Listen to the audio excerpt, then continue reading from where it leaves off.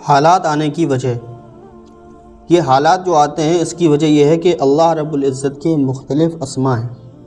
کبھی ایک اسم کی تجلی پڑتی ہے اور کبھی دوسرے اسم کی تجلی پڑتی ہے۔ جیسے اللہ تعالیٰ فرماتے ہیں واللہ یقبض یبسط والیہ ترجعون، کہ اللہ ہی قبض کرنے والے ہیں، حالات کو باندھنے والا، تنگ کرنے والا، ویبسط اور وہی کھولنے والا بھی ہے۔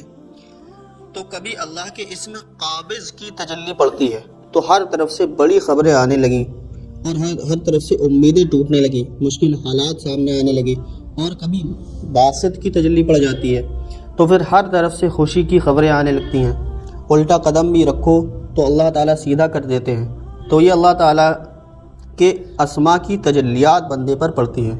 تو جب مومن نے اس بات کو سمجھ لیا تو اب غم کیسا، ساری پریشانیاں ختم ہو گئی۔ کبھی جمال کی تجلی پڑ گئی تو صحت اچھی ہے، کاروبار اچھا ہے، بیوی بچے اچھے ہیں، دوست احباب تعریف کر رہے ہیں، اس لیے کہ جمال کی تجلی پڑ گئی۔ اور اگر جلال کی تجلیات پڑ گئی تو پھر دل میں پریشانیاں آنے لگیں۔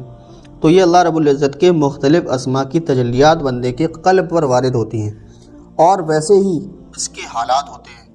تو جب ہم نے یہ بات سمجھ لی کہ یہ حالات اللہ رب العزت کی طرف سے ہیں تو محبوب جو بھی بھیجے وہ چیز محبوب ہوا کرتی ہے۔ اس لیے ہم ان مختلف حالات پر پریشان ہونے کی بجائے اپنے اللہ سے راضی رہیں۔